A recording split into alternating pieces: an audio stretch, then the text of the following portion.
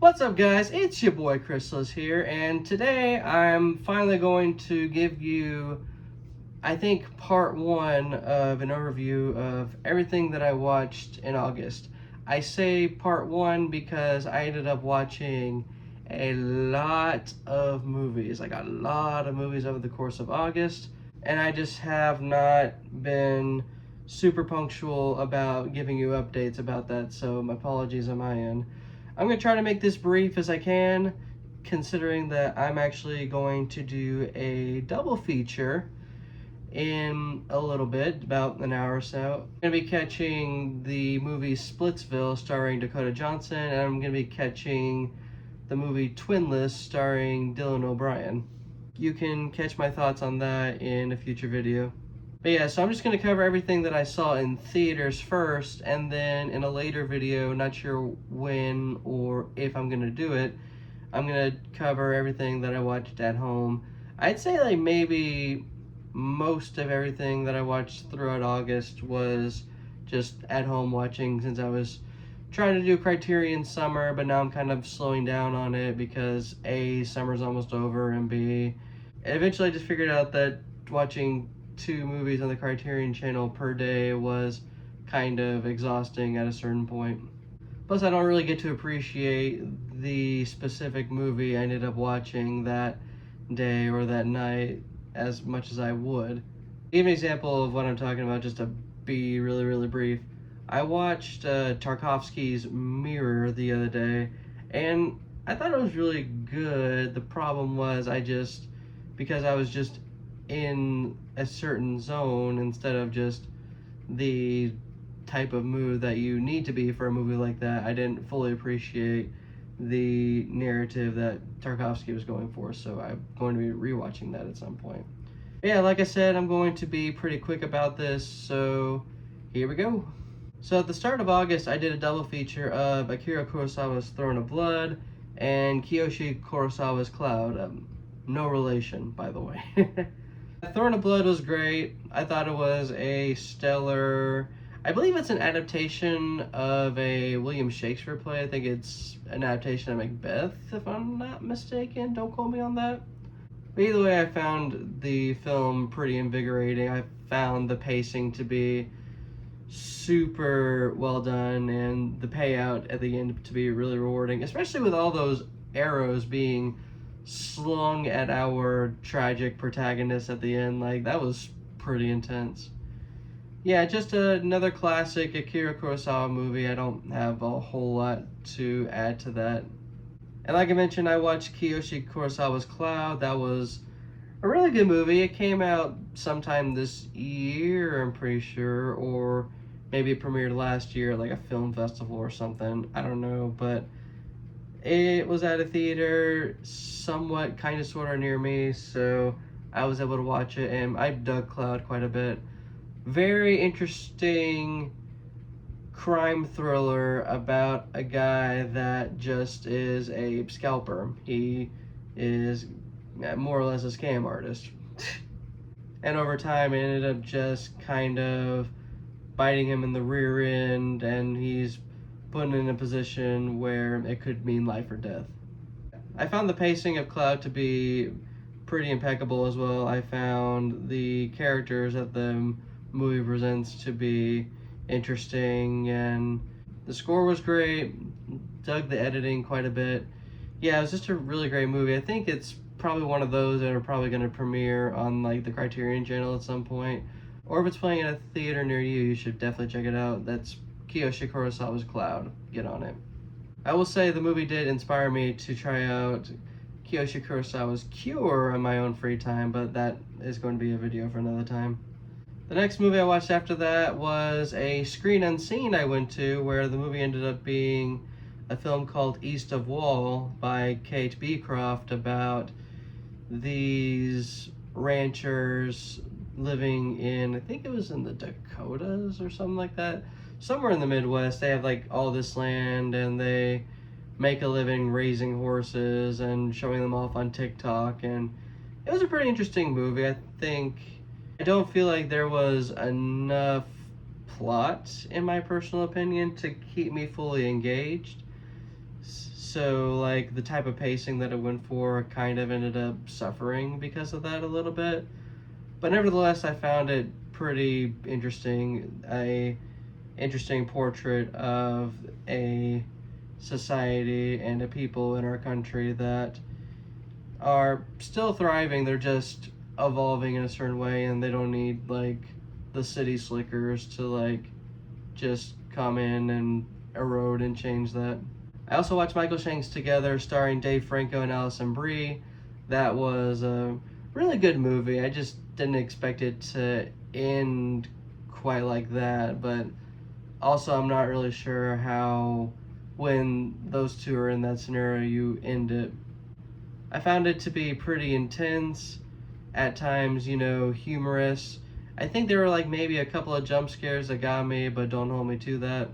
But yeah, if you're looking for a solid horror film, probably one of the best horror films of the year, definitely watch Together. I definitely recommend that. And speaking of horror films, I also got to see Weapons. Just a solid effort, just fantastic film from the maker of the film Barbarian, Zach Kreger, a movie I have not watched yet, but eventually I will.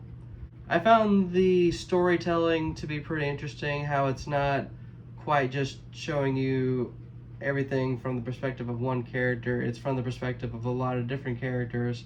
It reminds me a lot of maybe like a Memento, but instead of like it starting at the end and then slowly but surely working its way to the beginning, it's more like you get a certain amount of the beginning and then eventually it works its way back to the beginning, but gives you a little more of the rest of the film over time. So basically a reverse Memento in a way.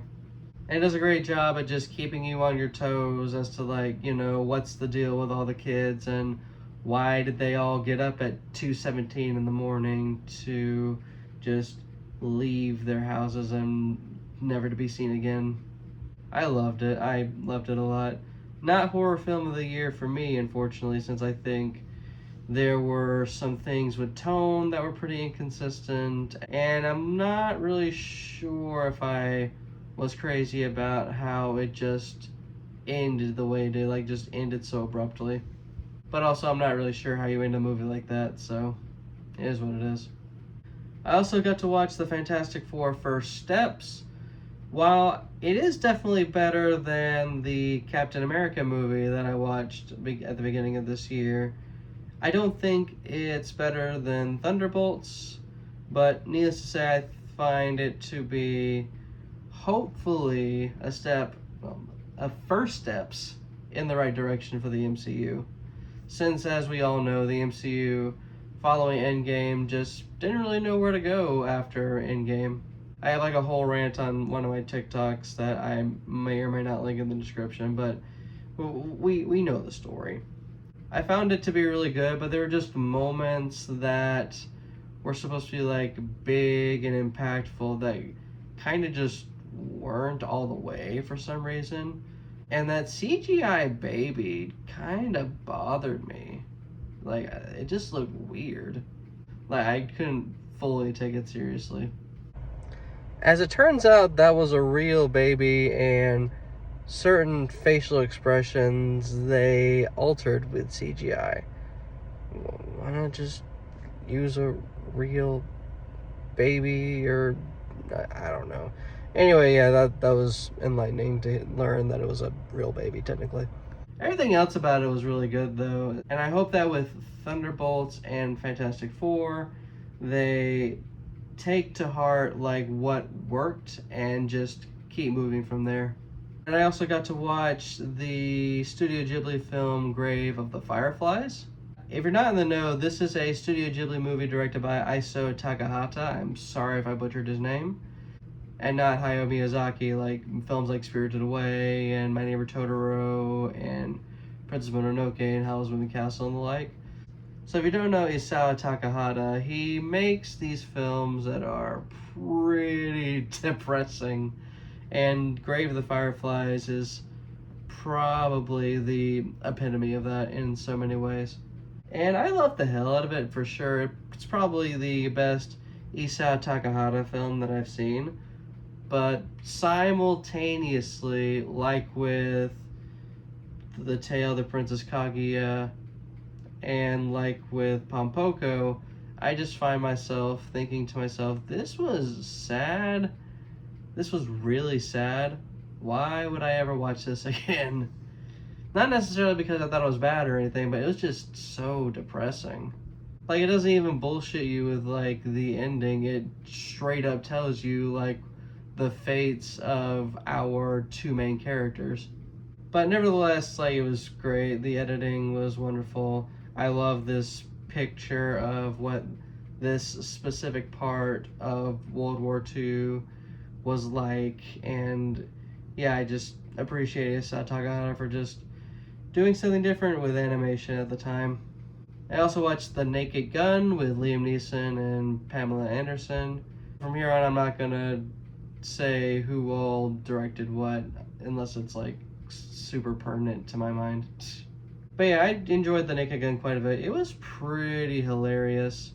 Short, but pretty hilarious. I stress calling the movie great, considering that it's just slapstick humor from beginning to end, but within the confines of just that, it's still really good. I think it literally just hit digital as of today or at some point, so yeah, if you were just waiting on it to be on digital or what have you, then definitely give The Naked Gun a try. I also got to watch the reshowing of Shin Godzilla. I enjoyed Shin Godzilla quite a bit. It's probably one of the better Godzilla movies I've watched so far. Was not expecting Godzilla to look like that. Like, holy hell, that Godzilla was just like, he looked like he did not have his morning coffee. But I also found like a lot of the tension and the pressure from a lot of the political red tape and everything about how to deal with Godzilla and just all these like super memorable human characters like trying to defeat Godzilla and figure out what to do with him. I thought that was really interesting, and I just also dug like Godzilla's final form at the very end of the movie. If you're a Godzilla fan, if you've somehow not watched Shin Godzilla, watch Shin Godzilla. I also found myself very fortunate to be able to watch Spike Lee's Highest to Lowest, which is the adaptation, remake, whatever you want to call it, of Akira Kurosawa's High and Low. Within the first half an hour to up to 45 minutes of the movie, I was ready to write this movie off. I was ready to say, man, Spike Lee just does not have it anymore. He just does not have it anymore. I don't know why bro is even trying at this point. And then we finally get to the whole sequence with like the subway, and the rug gets pulled from under my feet saying, surprise, you thought this was just gonna be a modern remake of a Akira Kurosawa movie? Wrong, this is my movie, my friend. And yeah, once you just get past the first act, it really picks up. Like, holy shit, it feels like a whole different movie I'm watching once it gets past like act 1. This movie, I believe, just hit Apple TV, so if you're subscribed to that, then yeah, definitely watch it if you can. I recommend that you do. Even if I wasn't like in love with the film, I still thought it was really good. I also got to watch Black Swan in IMAX. Oh my god, it was so good. Natalie Portman is fucking amazing in that movie. I loved Vincent Cassel in the film. I love Mila Kunis in this movie. I just appreciate Darren Aronofsky for putting together such a great paranoia film about perfection and everything else. But yeah, if you've never seen Black Swan for whatever reason, get on it, because Black Swan's like a certified 2000s classic. I also got to watch Honey Don't by Ethan Coen, starring Margaret Qualley, Aubrey Plaza, and a bunch of other people. As a movie by itself, I liked it. In the context of the Coen brothers, solo and output together, I just wish and pray that whatever it is Ethan and Joel had like a falling out on, or maybe they didn't even have a falling out, they just stop making movies together, need to go back to making movies together, because so much of the magic that I have come to be acquainted with as it relates to Ethan Coen and Joel Coen and the both of them together is just not there. There's just so much that I think the movie wanted to do that it just didn't get to do. So, good movie, just not fantastic. I also got to watch the movie Relay, starring Lily James and Riz Ahmed, directed by David Mackenzie, whose name is very familiar. I know he directed things that I saw, but I can't remember off the top of my head what he directed. So maybe post-editing me will enlighten you guys on that. He is the director of Hell or High Water, but I never watched it, so I lied.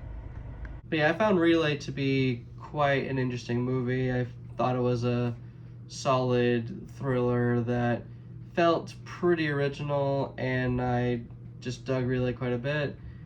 The problem was, once it got to the third act at the very end, it just got super predictable. Like, I was like, oh yeah, I know what's gonna happen. I've seen all this before. Everything else leading to it was good though, so if you have the opportunity to watch Relay, I think you should watch it. I also watched The Roses, starring Olivia Colman and Benedict Cumberbatch, also executive produced by the both of them as well. The name of the director is escaping me at this moment in time, but this is the same director as Bombshell. This is actually his very first movie since Bombshell, so that was pretty pleasant to see. I thought it was a pretty good movie. I dug it quite a bit. I didn't love it, primarily because we just kind of get the idea that they're going to get a divorce, and it kind of just drags it out the inevitable throughout most of the film. And then when it gets to like the big climax, it just doesn't really feel as effective as it ought to have. But nevertheless, the movie was funny. I loved both Olivia Colman and Benedict Cumberbatch in the film. And yeah, it gets a thumbs up for me. Not a phenomenal film, but still definitely worth your time in my opinion. And last but 110, 15, 20% at least, not least, oh my god. At last but certainly not least is what I'm trying to say. I got to watch Steven Spielberg's Jaws in IMAX. And yeah, it's a classic for a reason. It's one of the greatest movies of all time for a reason. It is probably irrefutably a top 50 or maybe even 25 movie of the 70s for a reason. Even though you have an idea of what's going to happen, you still just fall in love with our cast in the film. Not seeing the shark until towards the end is just so damn effective, and there's just so much about it that's just so good. If you've never watched Jaws, like you're missing out. Like, it should actually be mandated that people watch Jaws, so that way you have an idea of what movies are and what movies can be and what movies ought to be. And I just still wholeheartedly believe that like practical effects like the ones that they did in Jaws still reign supreme even 50 years later. But yeah, that was all the movies I watched in theaters this past August. Compared to last August, I definitely can say that I ended up enjoying a lot more movies that came out this August as opposed to last August. And I'm just really looking forward to September. I've already watched my first movie in September, which I will make a video about at a certain point in time. But yeah, if you went to the movies in August of 2025, what did you see? What were your favorites? Give me your like top 3 that you saw, or maybe if you only saw one movie in theaters, what did you see? Just let me know in the comments what you saw in theaters in August. That's what I'm trying to say. And yeah, that's about it. I'm gonna get out of your hair so I can go ahead and catch this double feature. This is your boy Chrysalis here, signing off.